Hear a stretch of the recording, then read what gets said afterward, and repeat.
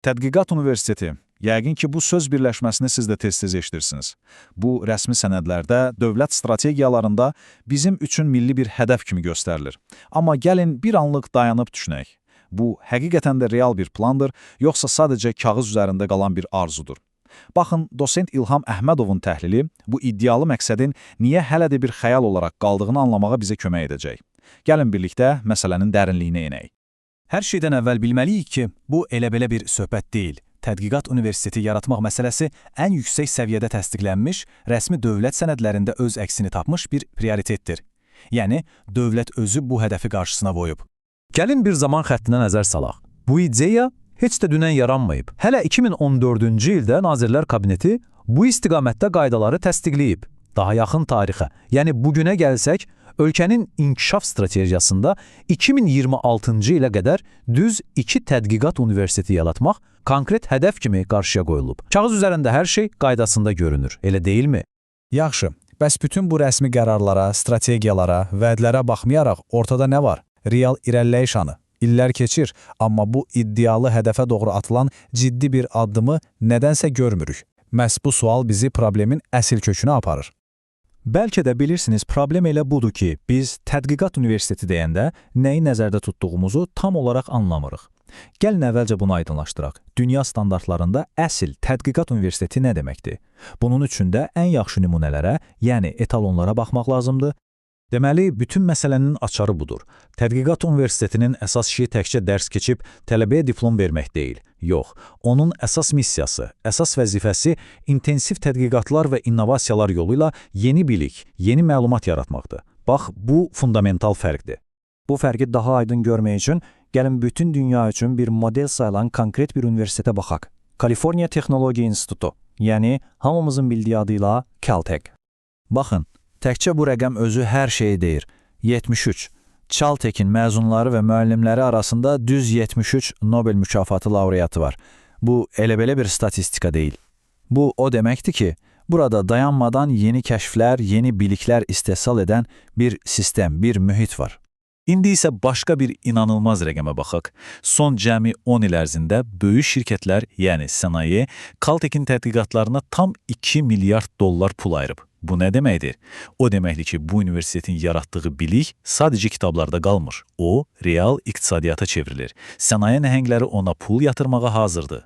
Yaxşı, bu qlobal idealı, bu yüksək standartı gördük. İndi isə gəlin güzgüyə baxaq və Azərbaycandakı vəziyyətə, yəni bizim yerli reallığımıza qayıdaq. Görək biz bu etalondan nə qədər uzaqdayıq.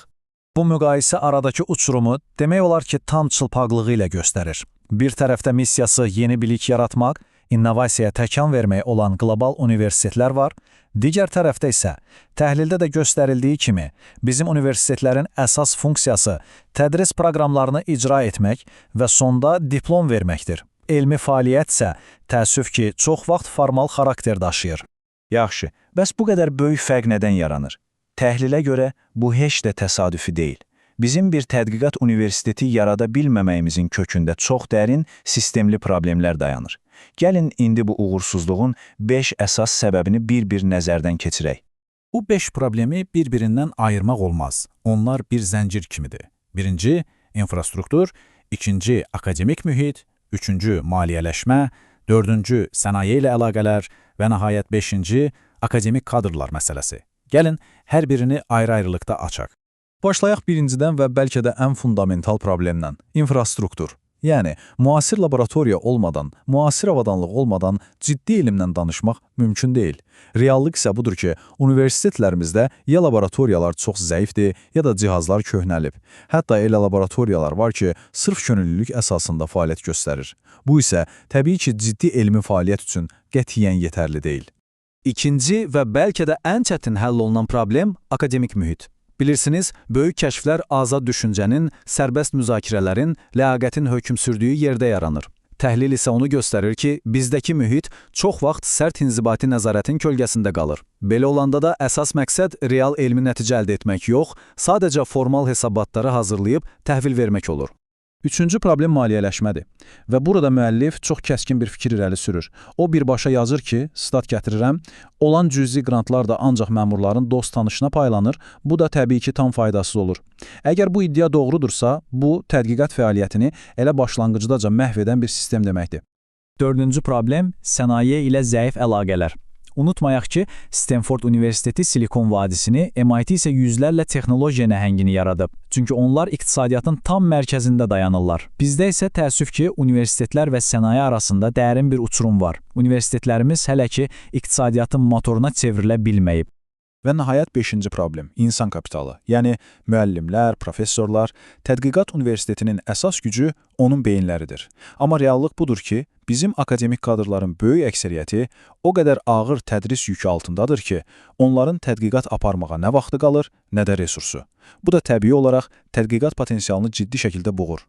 Beləliklə, bütün bu problemləri bir araya gətirəndə müəllif bizi çox vacib və biraz da təxribatçı bir sual qarşısında qoyur. Bütün bu təşəbbüsün arxasındakı əsl niyyət nədir axı? Sual çox sadədir, amma cavabı çətin. Biz həqiqətən də tədqiqat universiteti yaratmaq istəyirik, yoxsa sadəcə bu adla söz oyunu oynayırıq?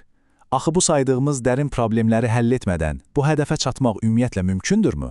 Və müəllif təhlilini ən kəskin, ən son sualı ilə bitirir. Bütün bunlar həqiqi bir islahat cəhdidir, yoxsa sadəcə olaraq Elm və Təhsil Nazirliyinin növbəti bir PR kampaniyasıdır, bir hayküydür. Təhlilə əsasən bu sualın cavabı hələ ki açıqdır və məncə bu hamımızın üzərində düşünməli olduğu bir sualdır.